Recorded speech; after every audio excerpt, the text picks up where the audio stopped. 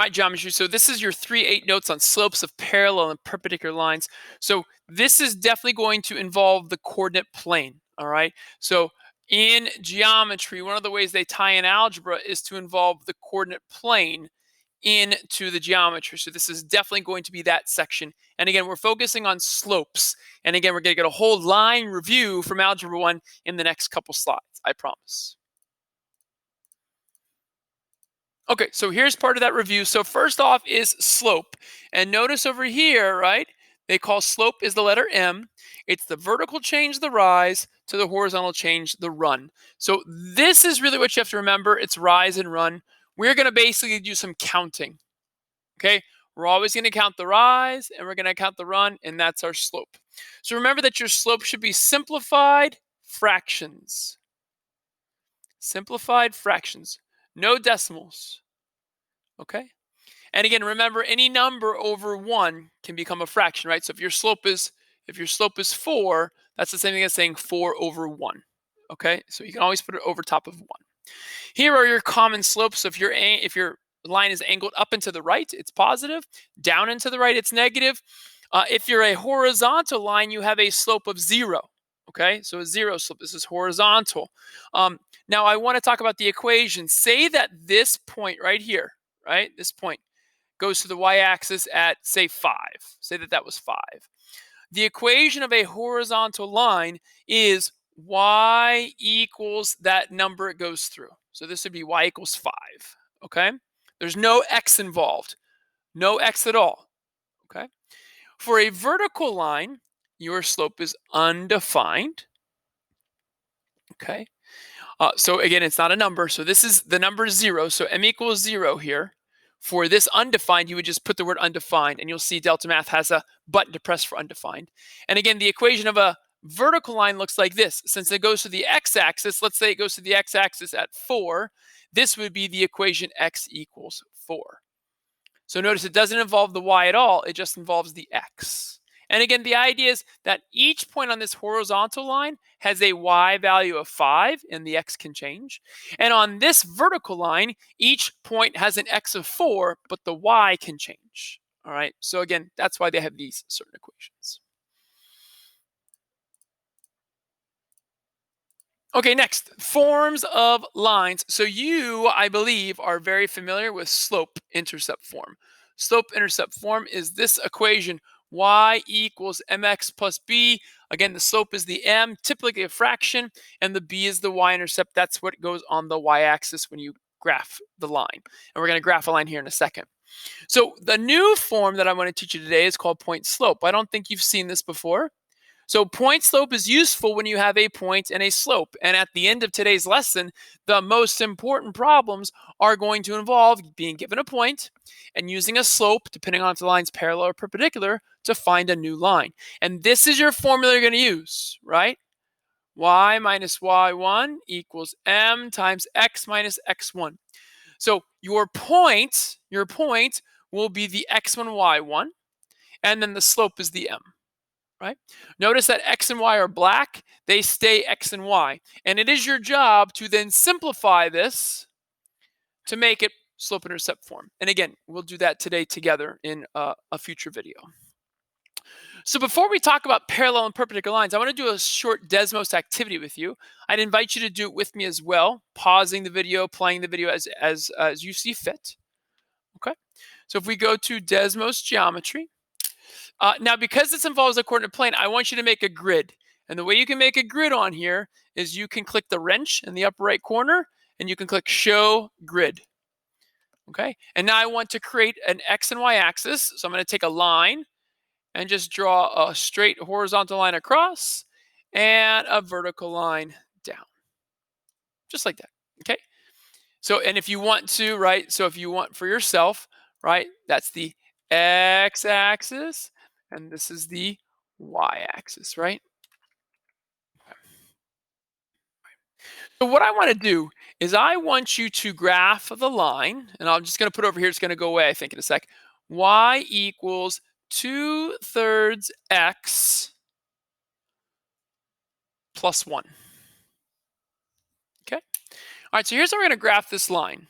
All right, so first of all, you need to put a point on the y-intercept. And again, this is slope-intercept form. Y equals mx plus b. The b is positive 1. So I'm going to take the point tool and put it 1 up on the y-axis. Boom. And now you need to count the slope.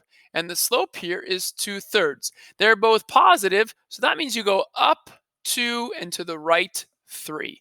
So from this point, I'm going to go up 2 and to the right 3. There's my second point. Take your line, draw it. And on this second point, I'm going to label it as the line y equals 2/3 x plus 1.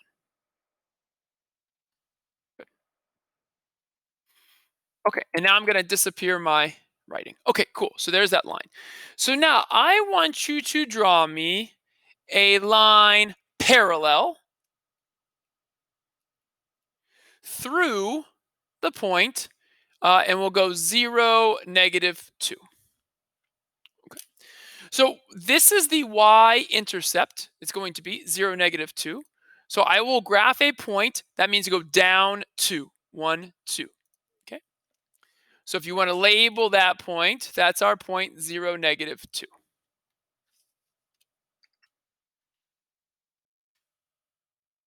And I'll take away the A. Okay, and now we're going to construct a parallel line. So go to More Tools, Parallel Line. Click on the original line, click on that point, and you see you have a parallel line. And I want you to write that line in slope-intercept form. Well, you know the y-intercept is -2, so we know that the b is -2. So can we count the slope? Well, it looks like this is a nice point, and so is that. Let's count. Up 2, right 3. So the slope is 2/3. So that equation would be y equals 2/3 x. And then because the b is negative, you'd put -2. And again, this should all be Algebra 1 review. And I will go ahead and I will label, I'm going to label this point right there with that equation, if I can. Uh, I'm going to put a point there. Sorry, I got to put a point there first. Yep. And I'll label that point y equals 2/3 x minus 2. Okay. I'm going to erase. So now notice, look at those two equations. What do they have in common? They have the same slope. Both slopes are 2/3. So that is a main idea. So for parallel lines, they have equal slopes. That's a major idea. And we'll talk about in the next slide. Okay, now what if I wanted a perpendicular line? What if I wanted a perpendicular line to that original line? So perpendicular, I'm going to abbreviate perpendicular, but it also goes to the point 0, -2. Okay, well, the point's already there.